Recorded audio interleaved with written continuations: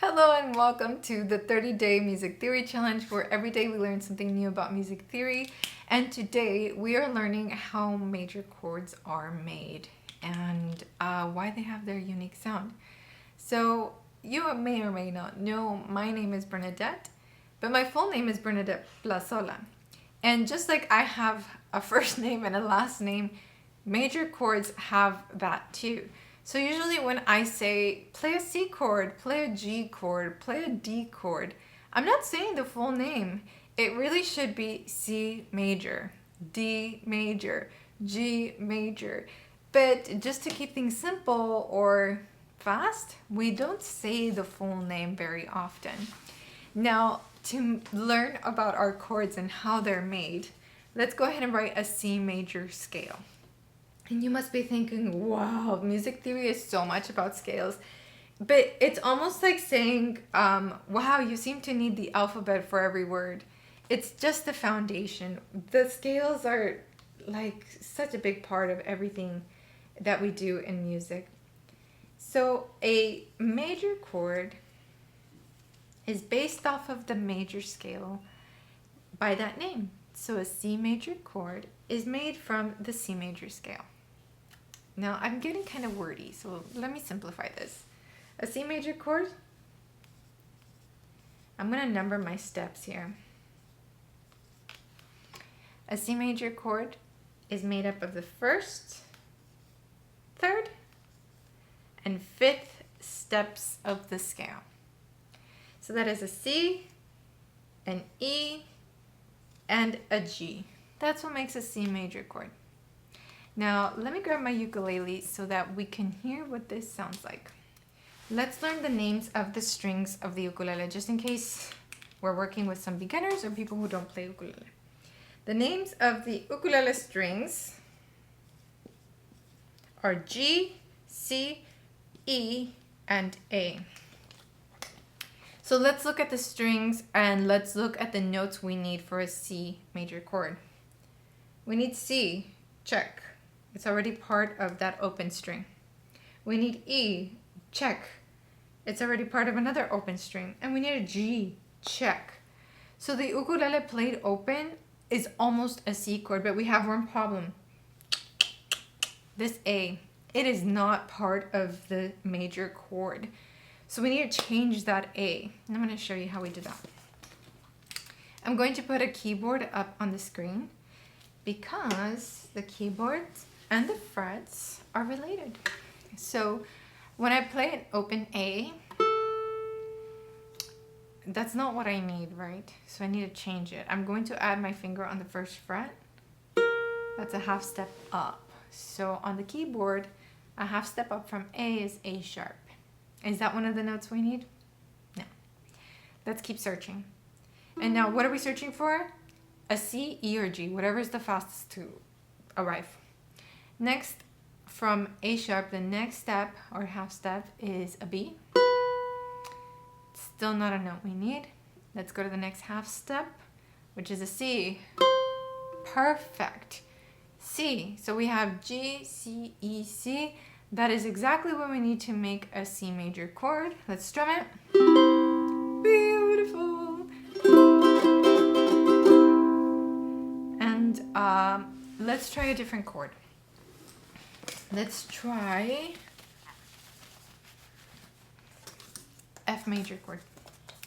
So either look at your notes, or if you have it memorized, write the F major scale.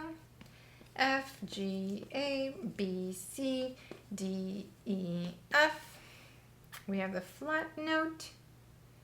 And we need steps 1, 3, 5. We need F's, A's, and C's. Let me remind everyone what the ukulele notes are.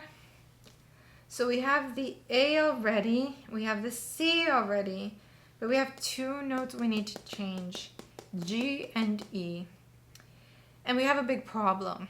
We don't have an F yet. Without an F, this is not going to sound like an F chord. So we need to remember to find an F chord. If not, we'll need to regroup. So let's go to our G string. Let's put a keyboard on the screen too. What's a half step up from G? G sharp. Not a note we need. What's a half step up from G sharp? A. We could use this note, but our problem is still that we haven't found an F. So we'll put a pin in it and change the E string because we still had that E note that we don't need. If we find an F there, then we're safe. If not, we'll need to change something. So go to an E. What's a half step up from E? F. Ah! So we know now to make an F chord, we need to put a finger on the second fret of G and on the first fret of E. And now we have A, C, F, A. And it's okay to double a different note. Here we're doubling the A. On the C chord, we were doubling the C. You just really would like to make a balanced chord, you want one of each. So here we have the F chord.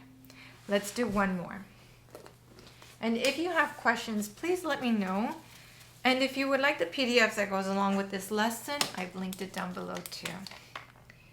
So let's do our G major scale. And we only need steps 1 through 5. So you really only need to write the first 5 steps of the scale. You can be efficient.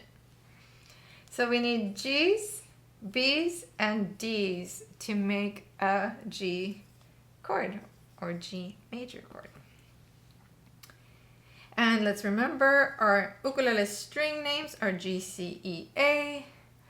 So here we're in a bit of a pickle because we need to change 3 strings. So that means we're going to have at least 3 fingers on the fretboard. We have the G, which is the most important note because it's named after the chord. So now let's switch or change these notes and see if we get a balanced chord. We're looking for B's and D's now. Okay, so we have our G, that's this one. Next we have a C string, so I'm going to put the keyboard on the screen and we're going to go a half step at a time. We'll open it C. Next is C sharp, we don't need that. D, we need that. Okay, so put a pin in it, remember it's the second fret of the C string. Let's go to the next string.